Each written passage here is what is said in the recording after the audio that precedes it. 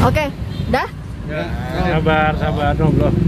Belum. Lampu udah terang. Kayak lampu masih mati deh. Nah.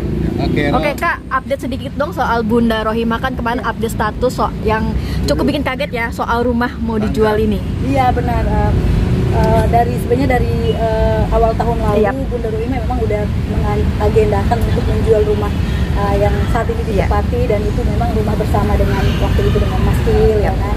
Tapi hal itu memang diambil keputusan untuk dijual karena kondisi keadaan Bunda Rohimah lagi dalam posisi yang sangat tidak mengenakan, banyak yang harus dicukupi, dan mungkin bantuan dari teman-teman termasuk saya pun nggak cukup juga kan, maksudnya untuk mencukupi semua kebutuhan rumah tangga dan urusan anak-anak segala macam gitu kan. Jadi akhirnya dia konsultasi juga dan ngomong ke saya akan menjual rumah itu, dan juga saya coba nawarin ke teman-teman juga, tapi ya namanya jual rumah ya bukan kayak kita jual kacang goreng, jadi butuh proses waktu juga, dan ada pun yang datang nawarnya terlalu rendah karena kondisi ekonomi kita juga lagi begini gitu ya kan. Jadi Bunda kayak sabar-sabar aja dulu, mungkin belum waktunya, pasti akan ada waktu yang tepat gitu.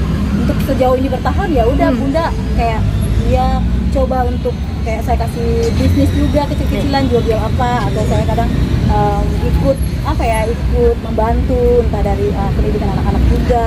Dan kebetulan juga si abang kan kerja di tempat saya di tambang di Kalimantan, jadi ya setidaknya dengan itu Bunda ada dukungan dari teman-teman, dari saudara, bukan hanya saya tapi banyak teman-teman juga yang masih support, yang masih mendukung Bunda gitu.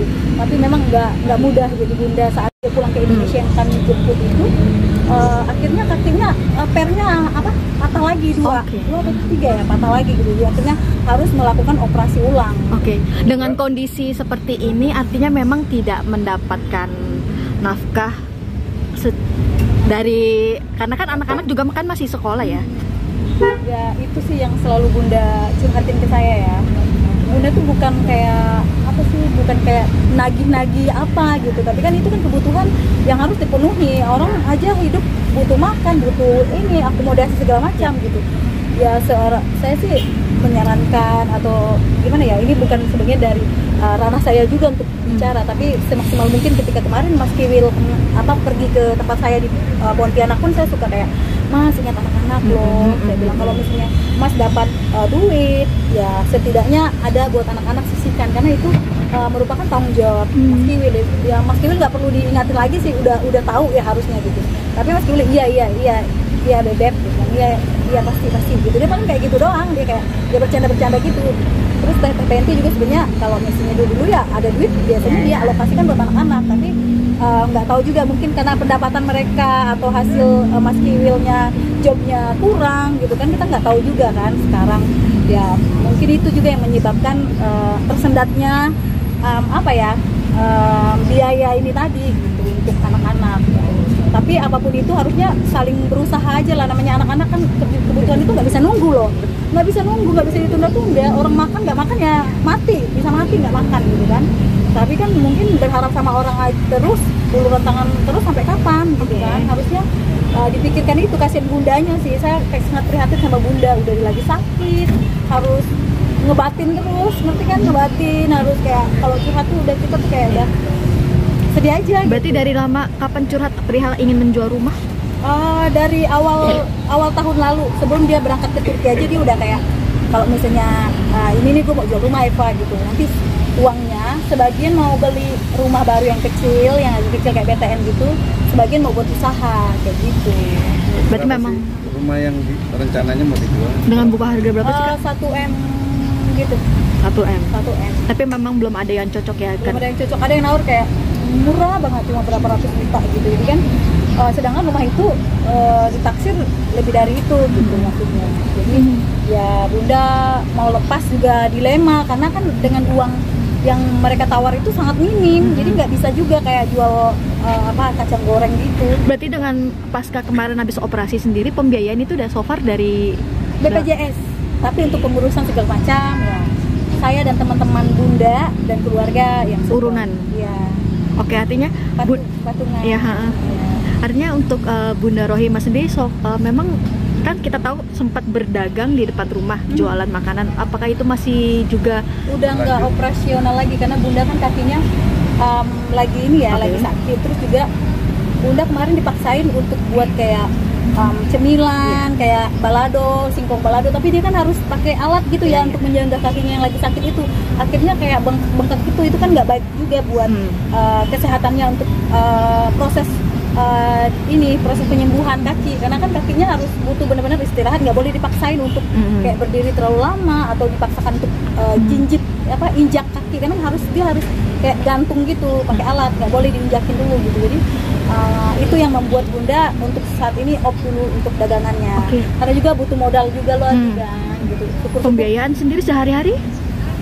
Ya dari teman-teman balas kasihan juga gitu, kayak beli ya macam-macam, anak-anak sekolah segala macam kayak gitu. Berarti pure memang teman-teman Kita semua ya memang pasti ada aja ya dibukakan rezeki, ada aja dari teman-teman Bunda, dari saya juga sebagai sahabat beliau yang terus mensupport beliau. Tapi Kak, artinya untuk Mas Kiwil sendiri memang sudah tidak pernah memberikan lagi atau Kalau seperti yang apa saya sih? dengar sih udah dari 3 bulan lalu ya, 3 bulan ke 4 bulan lalu gitu ya, 3 bulan nggak salah. Berarti Udah nggak pernah lagi untuk mengirimkan biaya untuk anak-anak, tapi itu yang saya dengar dari Bunda ketika saya ketemu beliau 2 minggu lalu. Dan anak-anak kan sempat kalaupun tidak dikirim dari ayahnya sendiri, kan ada satu anak yang ojek online. Apakah itu masih untuk membantu? Itu udah kerja sama saya, yang saya bawa ke Kalimantan buat kerja. Ini mau pulang mungkin tanggal 21 kayaknya Bang Nanda pulang. Saya berikan tiket. Bang Nanda di Kalimantan? Iya, di Kalimantan udah berapa? Udah 5 bulan dengan saya. Iya, udah 5 bulan kerja di tempat saya di Kalimantan.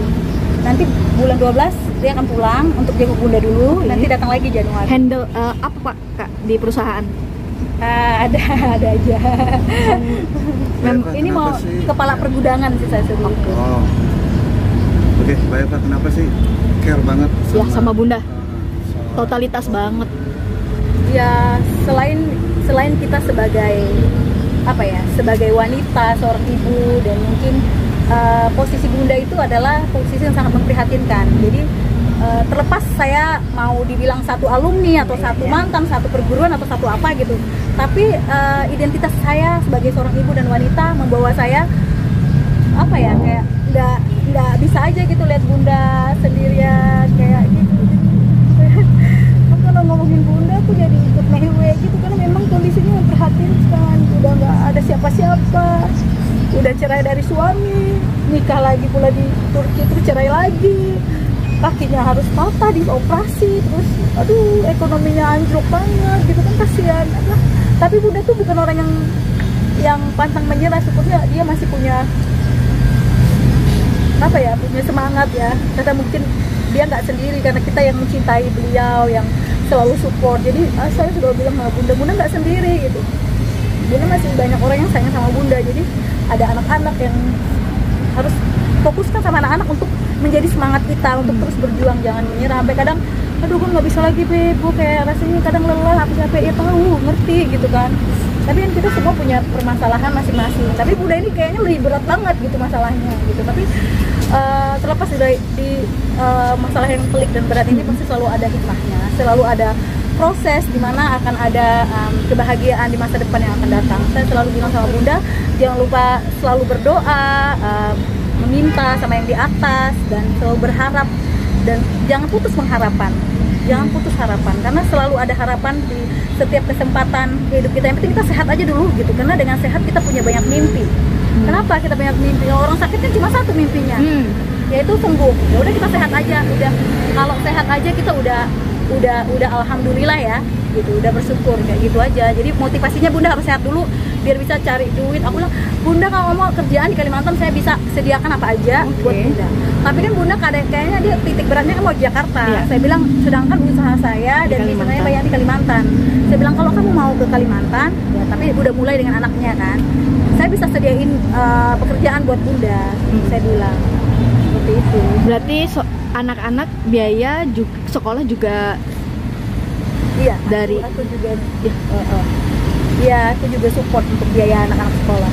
Terakhir, apa yang mau disampaikan Mas Kiwil? Artinya kan ini kan masa depan anak-anak masih panjang, sedangkan untuk masalah pendidikan pun agak sulit.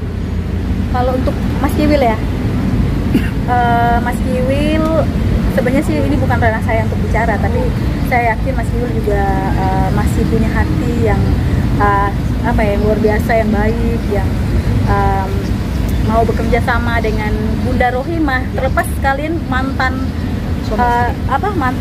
suami istri, tapi nggak ada mantan orang tua untuk anak-anak kalian, karena anak-anak adalah titipan dari Tuhan yang harus terus dipelihara, yang harus dipertanggungjawabkan untuk terus dinafkahi secara apapun itu, secara